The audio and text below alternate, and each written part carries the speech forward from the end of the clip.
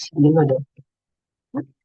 Assalamualaikum warahmatullahi wabarakatuh. Perkenalkan nama saya M. Farizi dengan NIM 081188242936. Di sini saya merupakan mahasiswa Informatika angkatan 2024 dan saya merupakan mahasiswa dari mata kuliah Algoritma dan Pemrograman. Nah, di sini saya akan menjelaskan bagaimana cara menggunakan suatu program C++ untuk menentukan suatu soal, yaitu buatlah program untuk melakukan proses berikut bila diinputkan n menggunakan rekursive.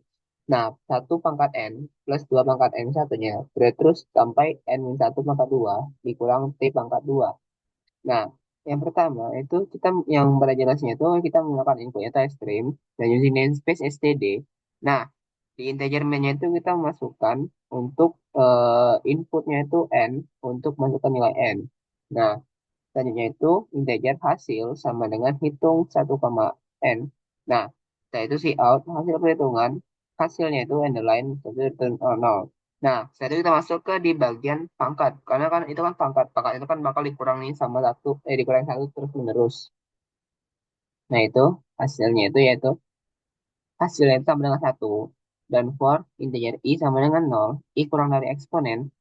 Nah, jika memenuhi syarat dari i kurang dari eksponen, maka dia akan masuk ke proses hasil kali sama dengan basis. Jadi dia tuh akan hasilnya itu akan dikali sama basis terus menerus gitu. Nah, selanjutnya itu jika tidak, maka dia langsung mencetak return hasil atau cetak ulang hasil langsung. Nah, itu kita masuk ke integer hitung. Integer hitung itu ada integer i dalamnya dan integer n di dalamnya. Selanjutnya itu if i lebih dari n, maka dia akan cetak 0. Nah, jika tidak, maka dia akan cetak pangkat itu i. Nah, n-nya itu akan dikurangi i dan ditambah dengan satu. Ditambah hitung i plus satu dan n. Nah, kita coba programnya langsung kita run. Kita masukkan nilai n-nya itu misalnya kita masukkan 6. Nah, dia langsung muncul hasil perhitungannya itu ialah 209. Yaitu nanti dia pangkatnya tuh terus menerus sampai 6 gitu. Nah, jadi 6 dikurang satu dikurang satu dikurang satu terus menerus gitu. Selanjutnya itu, untuk bagian flowchart-nya itu seperti ini. Kita menggunakan 3, jadi 3 juga untuk flowchart-nya.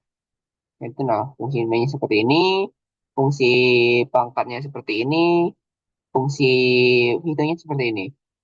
Nah, hanya untuk sedokatnya seperti ini. Ini sebenarnya harus dikotakin gitu. Nah, untuk bagian argumentasinya seperti ini.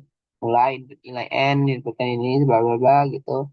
Terus dan ya, mungkin itu saja yang bisa saya sampaikan. Bila ada salah saya mohon maaf. Saya kiri wassalamualaikum warahmatullahi wabarakatuh.